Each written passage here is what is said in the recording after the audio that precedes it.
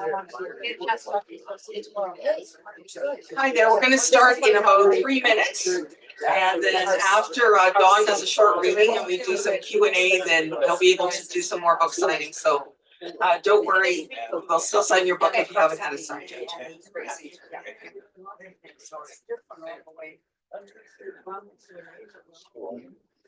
Yeah. How are you?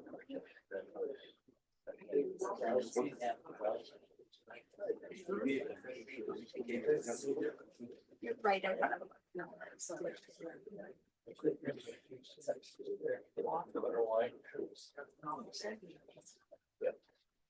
Hey, Sandy. Still thank you. If you want to say something, I'm right here. I need it.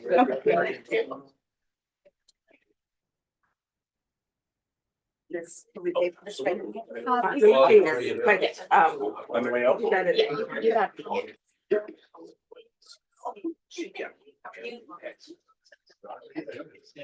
So tell us, if Don told me we're homeless, tell me just that.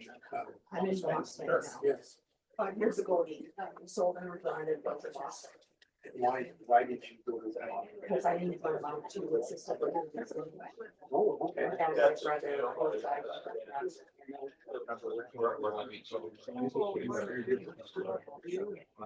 During that time.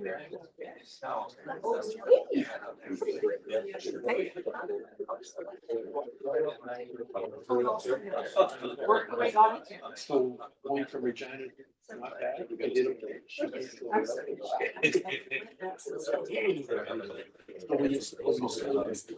Yeah, we built silver. Now my husband's in training. Because he always wanted to give back to the family. So it's funny. And it was he a farmer? He's so charming, like I do. Which Whichever one you was cutting.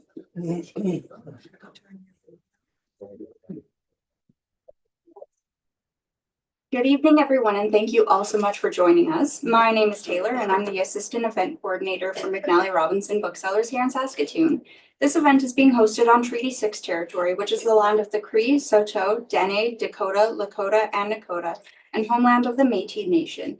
It's my pleasure to welcome you to the Saskatoon launch of Building Bridges by Dawn Atchison, published by Wood Dragon Books. Thank you to both Dawn and Dragon Books for working with us to create this event. Just to note that this event is being live streamed, so please be aware of the webcam to your right. I'd also like to take this time to encourage you to silence your phones for the duration of the event. If you would like to buy copies of Building Bridges, we have some up here at the signing table, as well as on the desk by where you first walked in. You're welcome to get your book signed before you purchase. Just please remember to stop by the cash desk on your way out. Now I'd like to introduce Jeannie Martinson, publisher and senior editor at Wood Dragon Books, who will be hosting for the evening. Everyone, please give her a warm welcome.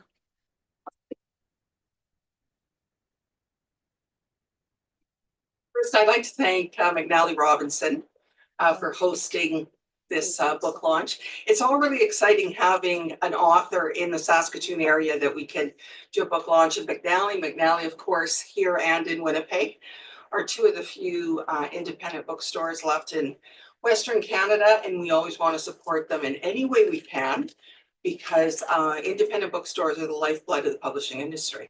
So again, thank you to McNally.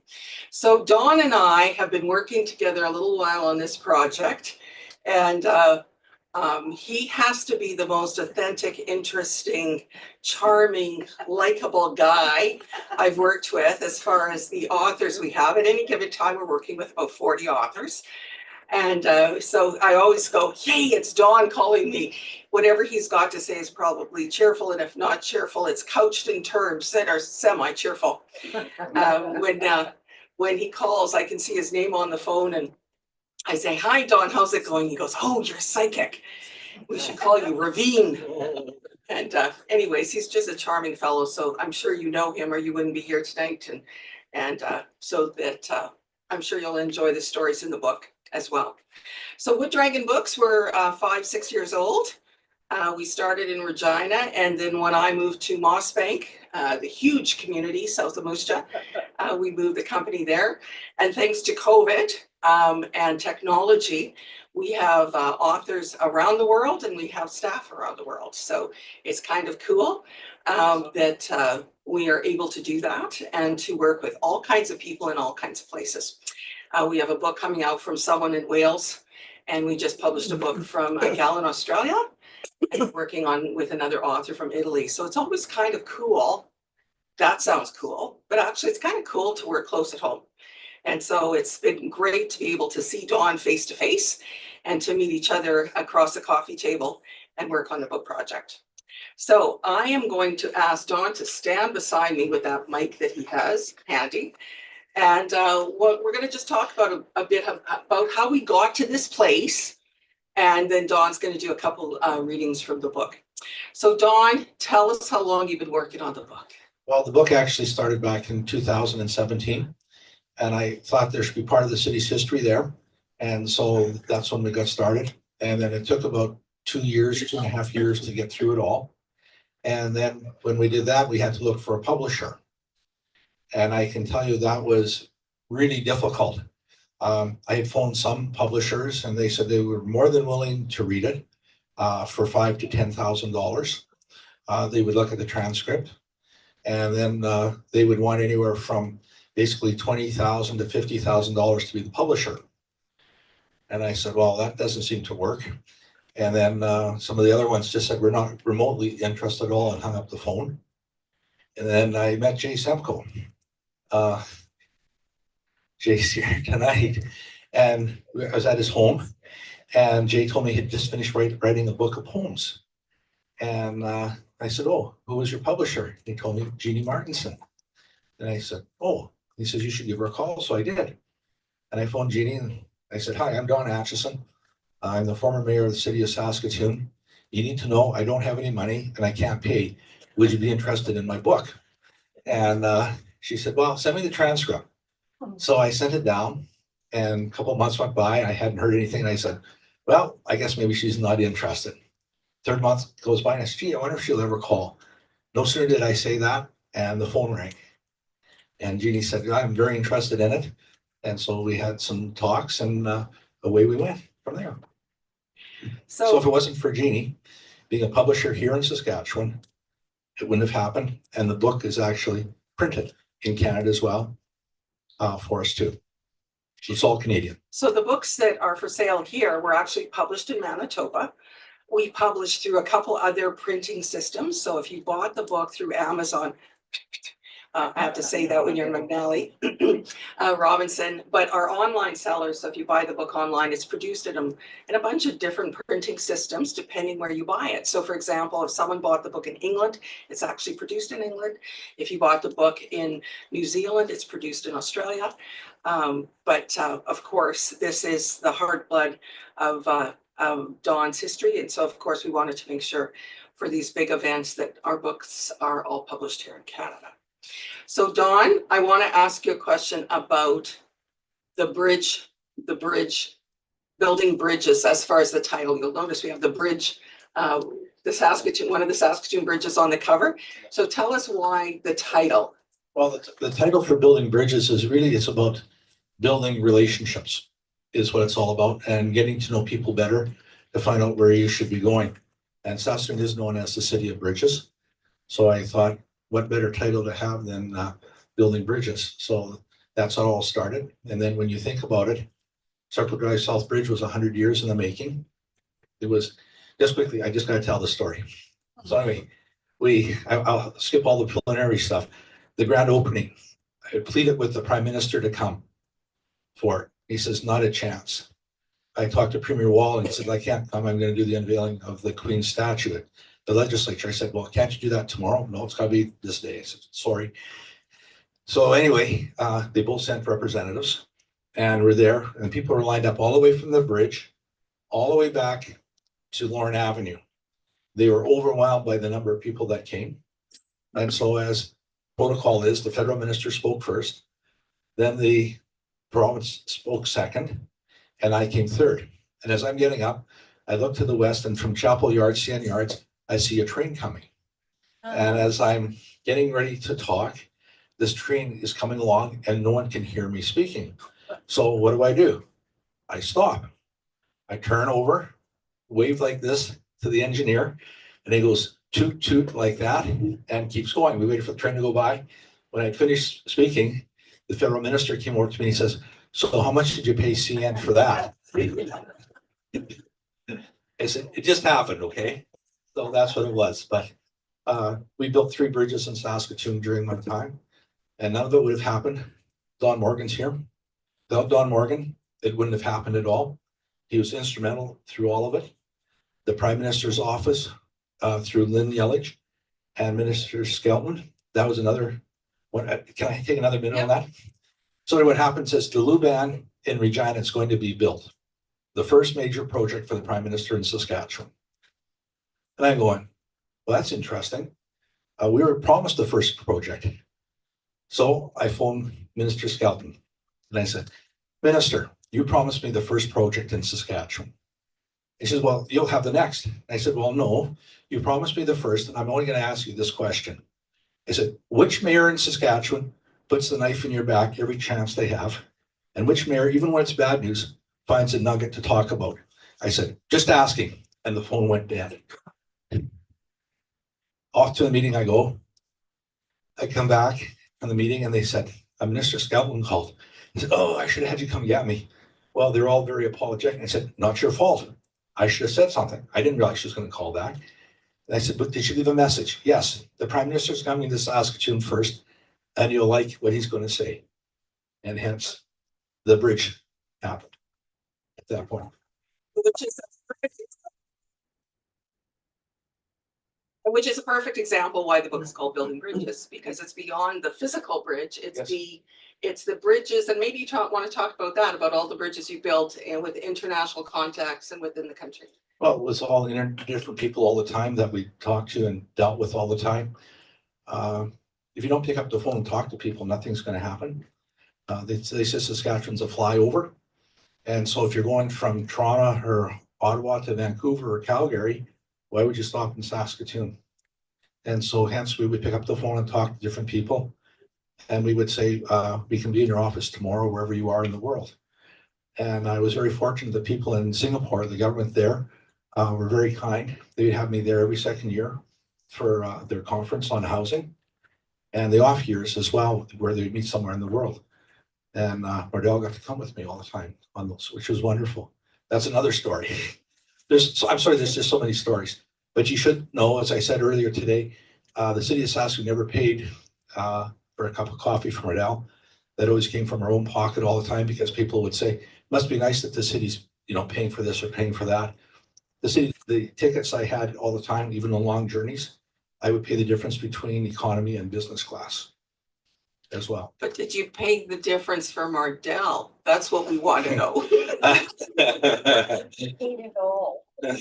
I paid 100% for Mardell. I'm married to a guy about Don's stature. And so often we're going, oh, I don't know, these seats are going to be too tight. And I go, well, go ahead, you sit in business class and I'll sit back here in the tourist. And he says, well, it looks bad if, I'm in business class and you're back there in economy. And I says, feel free to upgrade me as well. I want to, just before we move into Don doing some reading, I want to ask you one question, because we're having worked with this book now for quite a while. If there was one thing you could tell someone who is thinking about running for municipal office, and even I find out now, it's still going all the time. And I don't have a problem. He says, I don't understand how you can do it. And I think part of the book talks about that as well. Well, having said that, I'm going to sit down and have allow Don to come up here and do a couple of readings from the book, which I think you'll find quite interesting. And then he'll take any questions that we have from anyone here, because I'm sure you have some. Thank you.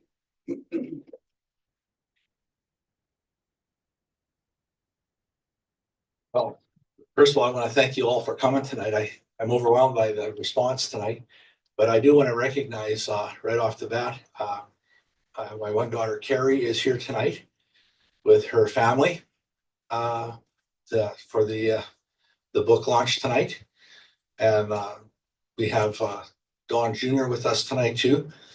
He was a pleasant surprise. He's a captain with Air Canada, and wasn't supposed to be here. He was supposed to be in Vancouver or wherever, and showed up at the house last night for a free meal. And it was wonderful. And then we have Riel with us as well. this evening, and Mardell, who made it all possible. And I always like to mention my parents, even though they're not with us anymore. Without them, I wouldn't be here. And they were just wonderful people in behind the scenes. Jeff O'Brien has to leave in a few minutes, so I do want to recognize him. He's the city archivist. And Jeff checked the facts along the way in the book as well to make sure that the book was factual and wasn't a fly-by-night type situation either. So thank you, Jeff, for all that you did to help along the way. Greatly appreciate it. So anyway, tonight, I won't take much of your time because I'll let you read it at home instead after you buy the book. And if there are any questions afterwards, that would be wonderful. I'll just read I can be less than 10 minutes because I don't like to do the talking without having the questions, because the questions are what I find that people want to know more about. And I don't want to be talking about something on one end when you're truly interested in something else. So if there are any questions afterwards, that would be great. So it starts off with, in the beginning with sports. It was an easy shot from the blue line. I should have stopped it. I didn't, of course. How was I, a 24-year-old prairie boy in Johnstown, Pennsylvania, 3,000 kilometers away from home, playing goal with the NHL Pittsburgh Penguins farm team, the Jets, in front of the home crowd? At 6'2", I towered over the net. But at that moment, I felt very small and very alone. The Johnstown Jets was the team that inspired the Hollywood movie Slapshot, a 1977 film, but on a unruly group of players who spent more time brawling than skating. Hope there's a question afterwards about that.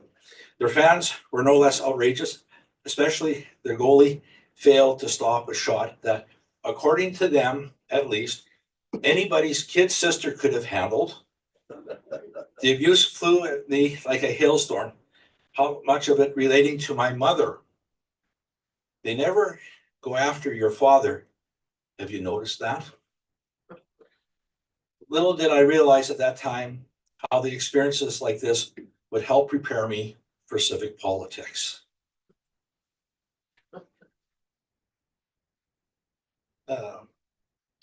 The next one is, as big as I was, I never wanted to get into fights. And I remember only two. In one, I was more than an unwilling assistant than a combatant. I was in Indiana with the Fort Wayne Comets. Along with the Jets, the Comets, and the Hershey Bears were farm teams for the Pittsburgh Penguins. The Hershey Bears are in Hershey, Pennsylvania, and are owned by the Hershey Chocolate Company. Hershey is one of the largest chocolate manufacturers in the world. Fort Wayne, Indiana is known to some as Fort Rainy, as the weather systems come off Lake Michigan and head southeast of Fort Wayne. It was the home to International Harvester, Magnavox, a GM plant, and a railway hub. Also home to avid blue-collar hockey fans, and they truly were. They were great fans. In 2018, on a visit to Fort Wayne to commemorate the Comets' win of the 72-73 Turner Championship, several people thanked me for providing great entertainment and the winning the championship. The starting goaltender in those playoffs, Robbie Iron, broke his thumb in the first playoff game. I was called upon to play, and we won all the games in the playoffs with the exception of one game in Flint, Michigan in overtime. 11 victories and 1 loss. As backup goalie on the bench for that first playoff game, my role was cheerleader. Can you imagine me being a cheerleader? After 2 periods, our team and our rivals had only one goal in mind: blooding the noses of the opposition. That was achieved early in the 3rd period in a full-scale brawl. Our guys streamed over the benches despite the protests of our coach. The other team's bench had cleared and everyone started swinging except me. I looked down the bench and I realized I was the only one not on the ice. I knew I had to get out there, but I wasn't really keen on doing so. Hockey brawls can be extremely dangerous. Rather than leap across the boards, I lumbered over to the gate. Not being in any particular hurry, I stepped warily onto the ice. I really didn't want to square off with anyone, so I looked around to see where I could help my teammates.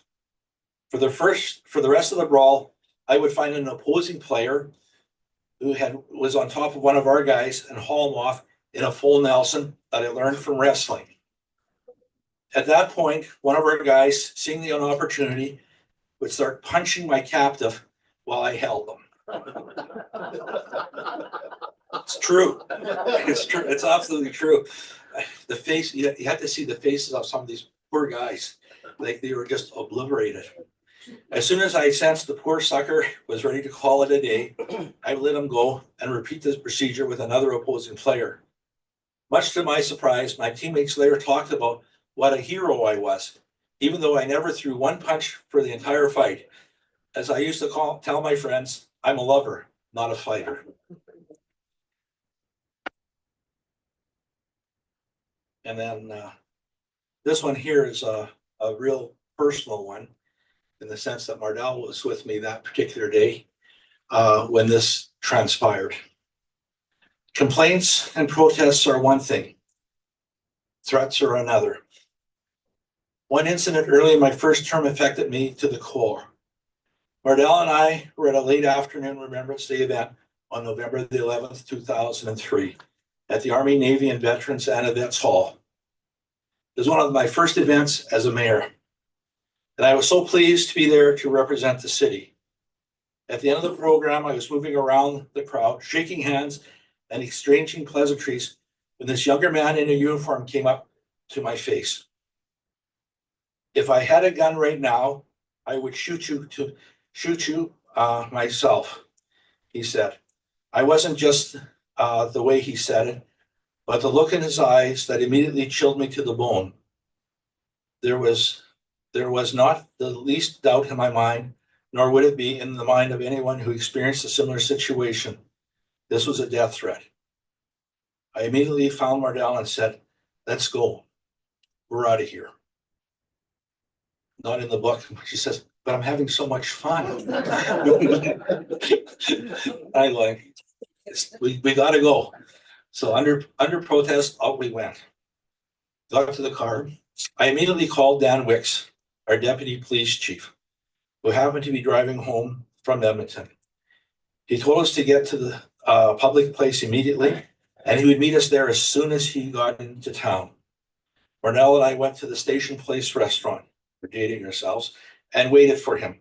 Soon after, Wicks arrived, and we discussed our safety and the safety of our family and the security of our home.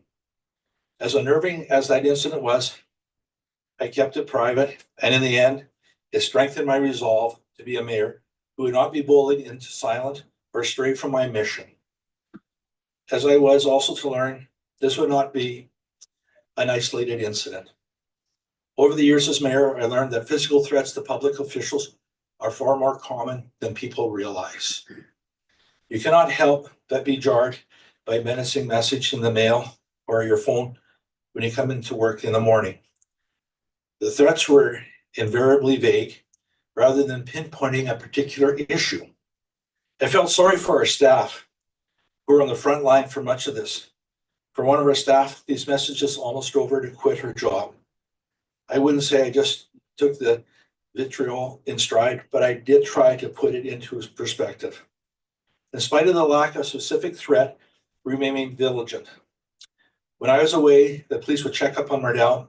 She wasn't aware of this at all because I didn't want the family being stressed all the time. So we actually, even at sometimes in the winter, the police would actually have someone at the back alley as well, checking for footprints and that to see what was going on around our house. And we actually had one day, we had one fellow trying to break in to the home that I met at the patio doors. We didn't put that into the book because I don't think we needed all that in there. So when I was away, the police would check on Mardell, and there were some nights where she left the lights on. As a matter of fact, today, she still leaves the lights on in the house. I made it a practice of not publishing my full daily itinerary in advance, a practice other aspiring city councillors and mayors should know. The threats were most common during my first term, then dwindled as time went on. Maybe it was because some of these callers thought they could get me to quit, and then they gave up. Another reason, I think, was that technology was making it increasingly easy to trace calls. Thankfully, only for the Anavitz incident brought me within reach of someone who threatened to harm me or my family. Compared to some other elected officials I've known, I've been pretty lucky. So anyway, those are the readings I'd like to do for you tonight. And I just want to thank you. All right.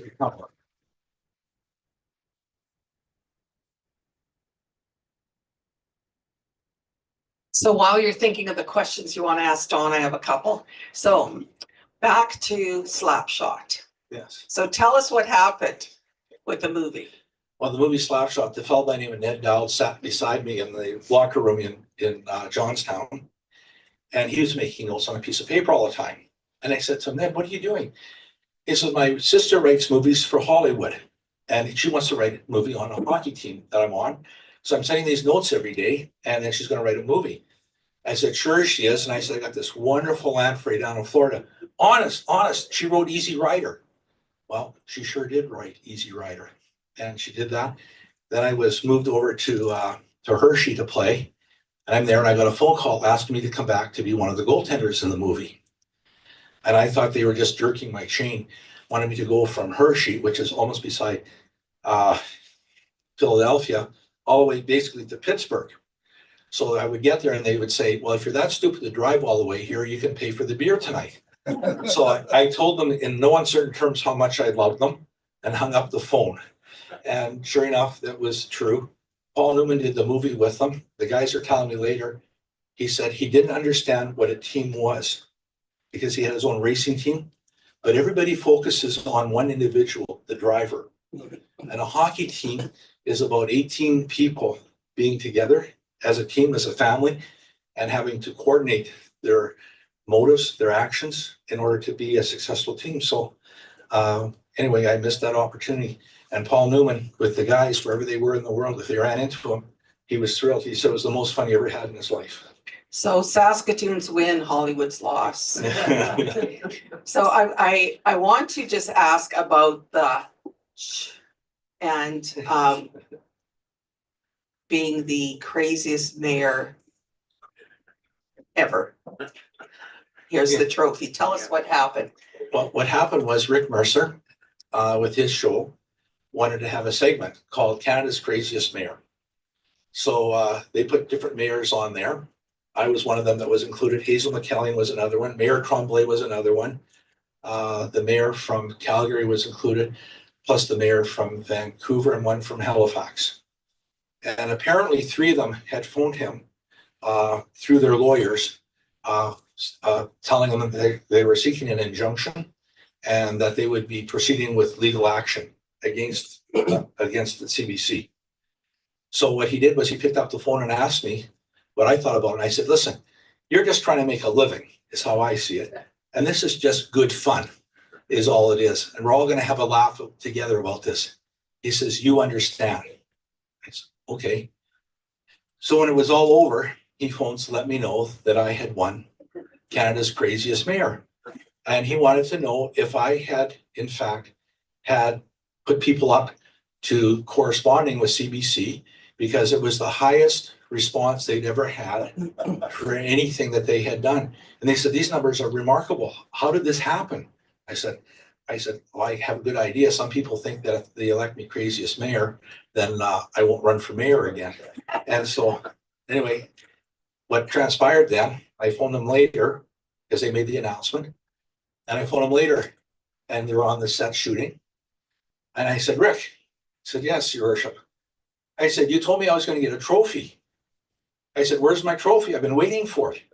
And he says, you're not serious. I said, well, yeah, you said that you were going to get a trophy and I expect a trophy. And what I'll do for you is I'll do another segment for you in one of your shows.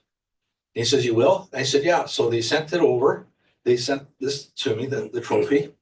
And they sent a TV crew over later. And what we did was we didn't talk about being Canada's craziest mayor. What we talked about was the light source synchrotron and all the other wonderful things that are happening in the city. And it's amazing. I'll be in a hotel room sometimes and I'll turn the TV on somewhere in the world and CBC International And I've seen myself 2 or 3 times on TV with the presentation. So you're crazy worldwide. Crazy worldwide, yes. Does anyone have any questions for Don? Have your hand on. If there are no questions, there can't be any answers. That's deep, Don. That's pretty deep. Over there, Carol. Just a sec. Let me bring the mic over. Just a sec. Let me bring the mic over to you. Oh. It's an easy question. Coffee sometime next week? Absolutely, Okay. absolutely.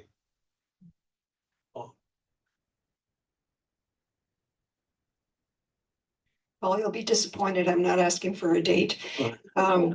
But what I did want to know is the first passage that you read about the goalie experience where you Yes. missed the goal. Yes, And then you just said that it was an experience that helped you as you went forward into a leadership role in Yes.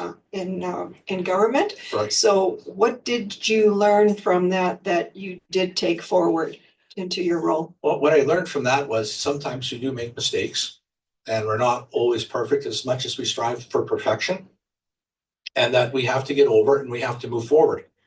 And that if we keep looking in the rearview mirror, we're going to end up in the ditch at the end of the day.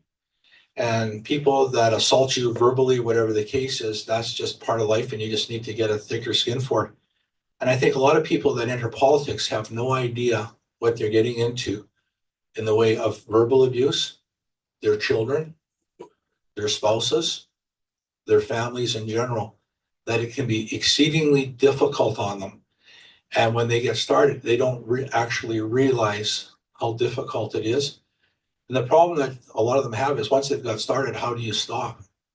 Because you hear from some of them, why you're not going to run the next election, whatever. But then they carry on again. But it's very difficult. I can tell you right now that people that are not used to dealing with public or having verbal abuse hailed upon them, regardless of being a goaltender or a coach or a referee, they'll get a phone call saying that they have a pothole in front of their home. Well, you would think that the sky had fallen for them and they didn't know what to do. And I said, just relax, just relax. I said, I don't know how to break this to you, but tomorrow morning the sun is going to come up and tomorrow night it's going to go down again. And life is going to carry on. We can work through this. Don't get yourself into a tither all of it over this. And so I think that's how it helped. Hi, Dawn. I thought I'd just get you into a little trouble and ask you. I'd expect nothing less from you, David. What do you think are 2 or 3 of the largest issues facing cities in Canada? Number one issue every city in Canada faces today is safety and security. That's number one, anywhere you go. The next one, I believe, is mental illness and drug addiction that are on the street. That leads to more crime as well. And I think some people use the word homelessness, but it's a disguise for drug addiction and for mental illness along the way, and that needs to be dealt with. We've closed down all these institutions that we had before, and now a lot of them are on the streets. And I feel for our police officers because at 2 o'clock in the morning, you're not phoning the pharmacist, you're not phoning someone else, a psychiatrist, whatever, to help someone on the street. Who do they phone? They phone 306-975-8300, police headquarters, and say they've got a problem. Or if it's more serious than that, they call 911. And officers, that's not their role, but they've been pushed into that role because other levels of government have abandoned them along the way. And I feel for the officers today. The next one, the number 3, is actually affordability in Canada today is a huge problem. And that starts all with housing for people to live in. That's a major problem that we have today. Taxation as well. The idea of raising taxes to garner more revenue, I think, is sometimes backwards in that sense. And that sometimes lower taxes will attract more businesses to the community too. But I would say that those are probably the 3 key ones. And then we can get into the youth and the sports and everything else. I think it's absolutely dreadful in Saskatchewan or in Saskatoon right now. Like Folk Fest isn't on anymore. Ukrainian Day in the park. Like these are all part of our culture, of our community. And if you do away with culture, you don't have a heart and soul anymore. And so those are things I think that we need to focus on. The other part too is transportation in our cities as well. That's a major problem with potholes and that, but those are things that we need to be dealt with. Wasn't trying to get political, but. Thanks, Don. Oh, we have a question over here. We have one over here. Sure. I'd like to know what's the accomplishment that you're most proud of? Well, there's a lot of accomplishments along the way, and they're all different areas in the community. The biggest one for me, and I spoke about that earlier today, was that we had a city that was divided by the river, and people would say that they lived on the east side or the west side. And they, believe it or not, there's actually people on the west side that wouldn't come to the east side. And what I did was I started changing the verbiage for myself, and I chastised the media when they didn't. I would actually phone them, and I would call it ends, the west end and the east end. Because right here, right now, we have these bookshelves with lots of knowledge in between. And that's what we have in the city. And we need to be able to tap into that. And so by building bridges and that through the city, I think we've been able to eliminate some of that, not all of it, but that was, I think that in that sense was a major achievement. And I just wish that we could get into more of that once again, as opposed to what's happening in our city right now. Any other questions? I got one. Oh, I'll go here and then I'll be back there. Sorry. Don, on a lighter note, I'm gonna buy your book. But before I do, I want your assurance that it's in large print. It has to be in large print because my eyes are failing me as well, okay? Well, you know, I'm only 25 years old, you know. but actually it's interesting because we really do try to publish with rounder font. It's not bigger font, but it's rounder font. And we find that people have less eye strain and they read longer. So they get more of the story before they conk out for the evening. Good one back here.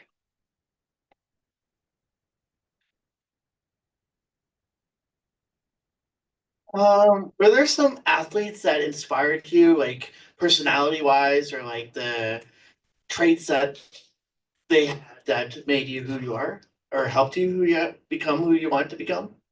Well, in our family, I was quite fortunate. We had different cousins and that were professional athletes.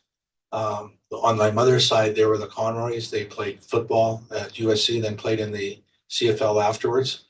And then Ron Atchison was a cousin of my father's. And they didn't even realize they were cousins because in the Atchison, it seems like all relatives are bad news. So the less you hear from them, the better off you are.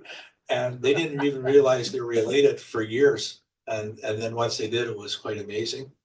But on the other side, in the NHL hockey, for example, there was Ken Dryden, Glenn Hall, Jerry Cheevers as goaltenders were absolutely wonderful. Glenn Hall was a friend of my dad's as well. I didn't know Jerry Cheevers. Ken Dryden, actually, I did a class for him as well that he was giving at McGill. So he asked me to be a guest lecturer for him as well. And he was inspiring in the sense that he was, I think, 6'4", and I was 6'2". And so we would be considered two of the tallest athletes in the NHL at that time. And goaltenders back then, a lot of them barely touched their heads, their shoulders touched the crossbars. So we were true anomalies, and we were, if you wish to say, almost experiments as well. So that was great. Gordie Howe was a friend also. He was a wonderful fellow too, just a real gentleman at the end of the day. We have time for a couple more questions. Anyone else have one? Over here. I'm walking. Don, I don't have a question for you, but I don't think you're the craziest mayor, but I do think you're the hardest working mayor we've ever had. I just want to thank you. Well, thanks, sir. Do you have any other questions? I think we're good. So Don's gonna park himself up here to autograph any books that you want. Do we have one more? I just wanted to recognize Ron Ayers with us this evening. She was our former Justice Minister, Attorney General for the province of Saskatchewan. Did a wonderful job for us. And then David Tkachuk is with us tonight too. Dave was Senator David Tkachuk, and he did a lot of wonderful work for the province of Saskatchewan. That in behind the scenes, a lot of people didn't know about. And Dave's my neighbor.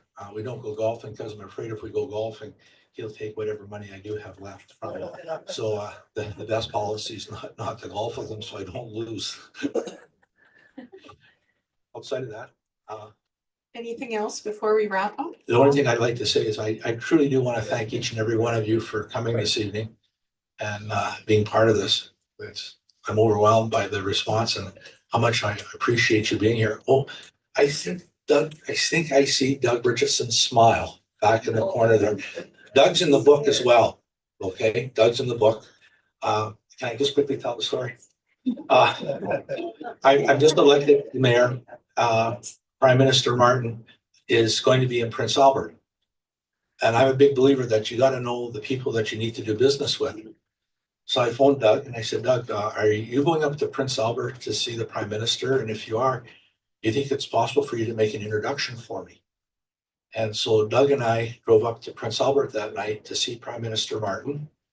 And he said to Doug, this is the mayor from Saskatoon. He's come to Prince Albert to see me. And I said, well, yeah, I'm here. I just wanted to say hello to you. And I just want to let you know that we'd like to be able to help out however we can. And I would tell all the elected officials, regardless of what party they are in, that I want to make sure you're as successful as possible. Because the more successful you can be, the more successful the city of Saskatoon can be. And I think that's how I won the trophy too, Canada's Craziest Mayor, because politicians aren't supposed to do that. Politicians, it's supposed to be all about me. And if you ask me, I'll tell you it's about me. And I just don't believe that. And in the end, Prime Minister Martin was very gracious and grateful to the city, I am anyways, for the light source synchrotron. Prime Minister Martin changed gas tax for Canada because of the request that I had made to him and Minister Godfrey. People don't even know that's how gas tax was changed. It happened in St. John's, Newfoundland. Minister Godfrey's assistant told me I wasn't telling the truth over what we had done in the city. And I told him within 48 hours, I will have all the materials on your desk in Ottawa. So as soon as the meeting was finished, I phoned back to Saskatoon and I told him I wanted every piece of paper that we had on it to send to Minister Godfrey's assistant. And it was about like this. I think it was 2 boxes full. And I got a phone call the next day. Don't send the paperwork to Ottawa. We're going to be in Regina at the Hotel Saskatchewan. So they thought they were going to get this. And later we got the law changed. And the bureaucrats asked me, they said, when I was in Montreal, they said, what do you think about the gas tax changes? I said, well, they're great. I said, one would always like for more. What do you mean one more? Everyone in the administration, the bureaucracy, adamantly opposed and encouraged the Prime Minister and Minister Godfrey not to change gas tax. And so they changed the law for gas tax for us. And then Minister Godfrey, being the guy he was, he's passed on unfortunately, wanted a flag all the time. So I would take him a different flag every time I met with him. City of Saskatoon, province of Saskatchewan, the Huskies, you name it, I gave him a different flag every time. Then we had the problem with Ralph Goodale, which was unfortunate with some things, but proved not to be actually factual. And so he said that they had a mayor in the crowd that day, and there was about 700-800 of us there, that knows how to bribe a minister. And I'm sitting there and I'm going, oh my goodness, I wonder who that is in the crowd here. They're in a lot of trouble. And they said, I'd like to recognize Mayor Atchison. He gives me a flag every time. Man, I didn't do anything. So anyway, long story short, he asked me later to name a street after him. So I didn't In Saskatoon at that time, we only allowed streets named after people who lived in Saskatoon. So what I did was I had a sign made up from an official city sign, Godfrey Place on it. And then I had an oak stand made for it. And I had the oak stand and the sign sent to his office in Ottawa. So every day he would come to work, that he would see City of Saskatoon sign with Godfrey Place on it. And then I did take another sign with me so he could put on his barn in Prince Edward Island. And so when we were in Montreal, I'm just chomping at the bit to give him the sign. I'm all fidgety, and he'd ask me to sit at his table. And if you know how things work in Eastern Canada, the pecking order, the closer you are to power, the more powerful you are. Well, I didn't know that. I'm from Saskatoon. I'm from Saskatchewan. What difference does it make where you sit? No big deal. So I'm sitting beside him. I said, Mr. Godfrey, I just can't wait any longer. I've got a present for you. He said, what do you have? So I took out this bubble wrap and I gave it to him. He takes the bubble wrap off and it says Godfrey Place on it. He says, this is for me. I said, this is an official City of Saskatoon sign. He jumps up. This is at the Bonaventure Hotel. He jumps and he goes like this. Look at this. Look what Mayor Atchison brought me. Well, if looks could kill, maybe that's why I got so many death threats. I would have been dead. But it's things like that you have to do. Politicians are human beings. They get up in the morning, they have families, they have work to do, and they go to bed at night. And they want the same things everyone else wants in life, for themselves and for the families. They put their pants on one leg at a time, just like everyone else does. And I think people forget about that politicians are human beings. And as much as you may agree or disagree with them, they're trying their best to do what they believe is best for the community. Thanks ever so much. Thank you, Dawn. If you've got your book already and you want Dawn to sign it, please come up here and do that.